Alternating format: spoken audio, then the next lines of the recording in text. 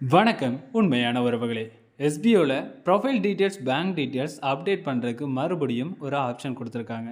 இது எல்லாருக்குமே இல்லை, யாரெல்லாம் தவறுகள் பண்ணியிருக்கீங்களோ அவங்களுக்கும் இன்னொரு நபர்களுக்கும். நீங்கள் எஸ்பிஓவில் இருக்கீங்கன்னா உங்களுக்கும் சிறந்த ஒன்று தான். வீடியோவை முழுமையாக பாருங்கள். உண்மை உறக்கச்சொல் உறவுகளாக நீங்கள் இருந்தீங்கன்னா சேனலை சப்ஸ்கிரைப் பண்ணிக்கோங்க. எஸ்பிஓ மறுபடியும் ஒரு ஆப்ஷன் கொடுத்துருக்காங்க. ப்ரொஃபைல் டீட்டெயில்ஸ் அப்டேட் பண்ணலாம். இதில் கொடுத்துருக்க conditions mobile number, email ID, name மூணுமே சேஞ்ச் பண்ண முடியாது. மற்ற எல்லா டீட்டெயில்ஸும் நீங்கள் சேஞ்ச் பண்ணிக்கலாம். நாமினி டீட்டெயில்ஸில் யாராவது மாற்றி தவறுகள் பண்ணி இருந்தால் நீங்களும் சேஞ்ச் பண்ணிடுங்க, பிரச்சனை இல்லை. இந்த நாமினிங்கிறது உங்களோட அப்ளைன் கிடையாது, எஸ்பியோட டீட்டெயில்ஸ் கொடுக்கணுங்கிறது கிடையாது. நீங்கள் இருக்கீங்க, நீங்கள் இல்லாத சமயம் உங்களோட ஐடியை யார் பயன்படுத்தணும், அவர்கள் மட்டுமே அவர்களுடைய பெயரும் அவர்களுடைய டீட்டெயில்ஸும் கொடுக்கலாம். எனக்கு சின்ன வயசில் தான் ஒரு பையன் இருக்காங்க, இல்லை அவங்கக்கிட்ட ஆதார் கார்டு தான் இருக்குது, இல்லை ஏதோ அவங்களுடைய பெயர் மட்டும் அதில் மென்ஷன் பண்ணுங்கள். உங்களோட மொபைல் நம்பரே கொடுங்க, அவங்களுக்குன்னு ஒரு மெயில் ஐடி க்ரியேட் பண்ணிவிட்டு அதை கூட கொடுங்க. ஆனால் வேறு யாருமே இல்லைன்னா உங்களோட மொபைல் நம்பரை, உங்களோட மெயில் ஐடியை கொடுக்கலாம். ஏற்கனவே எஸ்பிஓக்குள்ளே ரெஜிஸ்டர் பண்ணியிருந்தாலும் பிரச்சனை இல்லை. இது ப்ரொஃபைல் டீட்டெயில்ஸோடது. இதெல்லாம் சப்மிட் பண்ணிட்டீங்கன்னா உங்களுக்கு ஒரு பிரச்சனையும் கிடையாது. உங்களோட அட்ரஸ் டீட்டெயில்ஸ், நார்மலாக என்ன டீட்டெயில்ஸோ இதெல்லாம் கம்ப்ளீட் பண்ணிடுங்க. ரெண்டாவது, PAN card bank account. PAN card bank அக்கௌண்ட்டில் ஒரே ஒரு பேங்க் அக்கௌண்ட் மட்டும் பயன்படுத்த முடியாது. அதுதான் போஸ்ட் ஆஃபீஸில் டைரெக்டாக நீங்கள் வாங்கியிருக்க அக்கௌண்ட். அது மூலமாக ஐபிபி அப்படிங்கிற ஒரு பேங்க், ஒரு ஆன்லைன் ஆப் மூலமாக நீங்கள் கனெக்ட் பண்ணியிருந்தீங்கன்னா அதில் உங்களுக்கு ஒரு அக்கௌண்ட் நம்பர் இருக்கும். அந்த நம்பரை நீங்கள் பயன்படுத்திக்கலாம் எஸ்பிஓவில், பிரச்சனை இல்லை. ஒரு பேன் கார்டு, ஒரு பேங்க் அக்கௌண்ட் வச்சு எத்தனை எஸ்பிஐ ஐடிக்கும் நீங்கள் பயன்படுத்திக்கலாம், பிரச்சனை இல்லை. ஏற்கனவே டிடிஎஸ் நம்மளுடைய பெயரில் என்ன பேன் கார்டு கொடுக்குறோமோ அதில் நமக்கு கட்டுவாங்கன்னு சொல்லியிருந்தாங்க. இதில் சில ஒரு கேள்விகள், பயங்கள் உருவாகுச்சு. இந்த பயம் எஸ்பிஐ மூலமாக டிடிஎஸ் பண்ணும்போது, நமக்காக கட்டும்போது அதில் கவர்மெண்ட்டில் இருந்து வர ஸ்கீம் ஏதாவது பாதிக்கப்படுமா அப்படின்னு ஒரு கேள்வி இருந்தது. இந்த கேள்விகளுக்கு உறுதியான தகவல், இதில் எந்தவித பிரச்சனை இருக்காது, உங்களுடைய ஸ்கீம் எதுவும் பிரச்சனையாக இருக்காது, அந்த அளவுக்கு பாதிப்பு இருக்காது. நீங்கள் ஒரு ஆண்டுக்கு குறைஞ்சபட்சம் 7 லட்சம், அதாவது குறைஞ்சபட்சம் 3 லட்சம், அதிகபட்சம் 7 லட்சம், இந்த இடைப்பட்டதுக்குள்ளே நீங்கள் இருந்து ஐடிஆர்னு ஒன்று ஃபைல் பண்ணுறீங்கன்னா உங்களுக்கு ஸ்கீம் பாதிக்கப்பட வாய்ப்புகள் உள்ளது. இதுதான். மற்றபடி 12 மாதங்கள்னால் ஒரு ஆண்டு. அப்போது ஒரு மாதத்திற்கு 30,000 வைத்தாலே நமக்கு 3 லட்சம் தான் வரும். நீங்கள் எவ்வளவு மாதம் சம்பளம் எடுக்கிறீங்க, அதில் உங்களுடைய செலவுகள் என்ன, நீங்கள் எவ்வளவு மாதந்தோறும் லோன் கட்டுறீங்க, இஎம்ஐ கட்டுறீங்க, உங்களோட பிரச்சனைகள் என்ன, உங்களோட செலவுகள் போய் தான் ஒரு ஆண்டுக்கு 3 லட்சத்துக்கு மேலேயும் 7 லட்சத்துக்கு மேலேயுமே ஆகும். இது எல்லாமே இருக்குது. இப்போ 3 லட்சம்னு ஏன் சொல்கிறேன்னா, 3 லட்சத்துக்கு மேலே உங்களோட ஸ்கீமை ஒருத்தர் பார்வையிட வாய்ப்பு உள்ளது.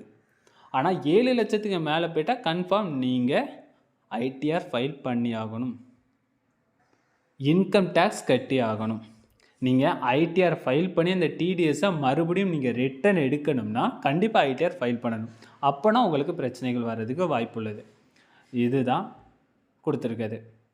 இந்த பிரச்சனையில் நீங்கள் எந்தவித பிரச்சனை இல்லைன்னா, நீங்கள் மாதத்திற்கு ஒரு 50,000 அதற்கு மேலே சம்பாதிச்சால் கண்டிப்பாக உங்களுக்கு உங்களுடைய செலவுகள் போகவும் நீங்கள் அதெல்லாம் அந்த பிரச்சனைக்கு சந்திக்கிற மாதிரிலாம் இருக்கும். அப்போது இந்த இடத்துல உங்களுக்கு எந்த வித பிரச்சனை இல்லை. நீங்கள் யார் யாரோட பேன் கார்டெலாம் கொடுக்கலாமோ அவங்களுடைய பேன் கார்டெலாம் தாராளமாக கொடுக்கலாம், ஒரு பிரச்சனையும் இல்லை, தாராளமாக கொடுக்கலான்னு சொல்லி முழு விசாரிப்போட நல்லா விசாரித்து உறுதியான தகவலை கொடுத்துருக்காங்க நம்மளோட எஸ்பிஓவில். அதனால் உங்களுடைய பேன் கார்டு, பேங்க் அக்கௌண்ட் தைரியமாக நீங்கள் கொடுக்கலாம். ஆனால் இதில் கவர்மெண்ட் ஜாபில் யாராவது இருக்கீங்க அப்படின்னாலும் நாங்கள் விசாரித்த அளவுக்கு இதெல்லாம் நீங்கள் உங்களை பாதுகாக்க வேண்டியது ஒன்று. தனிப்பட்ட முறையில் ஒரு ப்ரைவேட் கம்பெனியில் நீங்கள் வேலை பார்த்தாலும், ஒரு கவர்மெண்ட் ஜாபில் நீங்கள் இருந்தாலும் ஒரு பேன் கார்டை கொடுக்குற இடத்துல உங்களோட ஆடிட்டர் யார், நீங்கள் யார்கிட்ட ஃபைல் பண்ணுறீங்க, அவங்களுக்கு தான் இந்த டிடிஎஸ் எஸ்பிஓ உங்கள் பேரில் டிடிஎஸ் கட்டுறாங்கன்னு அவங்களுக்கு தான் ஷோ ஆகுமே தவிர உங்களோட கம்பெனியில் நேரடியாக கண்டுபிடிக்க முடியாதுன்னு சொல்கிறாங்க. இது முழுமையான தகவலான்னு தெரியாது. ஆனால் கேட்ட சில ஆடிட்டர்கிட்ட இருந்து வந்த பதில். நீங்கள் உங்களுடைய ஆடிட்டர்கிட்ட பேசுங்க. முழு விவரங்கள் தெரிஞ்சதும் உங்களோட பேன் கார்டு பேங்க் அக்கௌண்ட் கொடுக்கலாமான்னு யோசித்து முடிவெடுங்க. நீங்கள் அரசாங்க வேலையில் இருந்தாலும் உங்களோட ப்ரைவேட்டாக ஒரு கம்பெனியில் ஒர்க் பண்ணிக்கிட்டு இருக்கீங்க, அது மூலமாக ஏதாவது பிரச்சனை வரக்கூடாதுனாலும் இதை நீங்கள் பார்த்துக்கலாம். கவர்மெண்ட் ஜாபில் இருக்கிறவங்களோட கண்டிஷன்ஸ் எந்தவித ப்ரைவேட் கம்பெனியில் ஒர்க் பண்ணவே கூடாதுன்னு ஒன்று.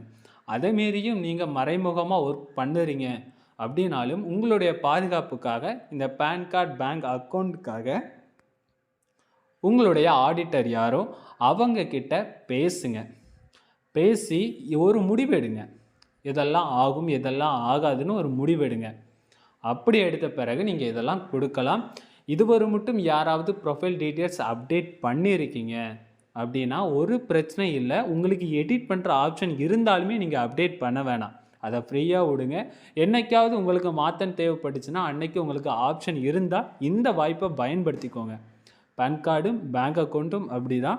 முழு விவரங்களோடு சொல்லிட்டேன். பேங்க் அக்கௌண்ட்டும் ஒன்றும் இல்லை, உங்களுடைய பெயர், பேங்க் அக்கௌண்ட்டோட பெயர், பேன் கார்டோட பெயர், இந்த மூணும் இருக்கும். இந்த மூணில் ப்ரொஃபைல் நேம்னு இருக்கும், எஸ்பிஓ ப்ரொஃபைல் நேம். இதில் யாரோட பெயர் வேணாலும் இருக்கலாம்.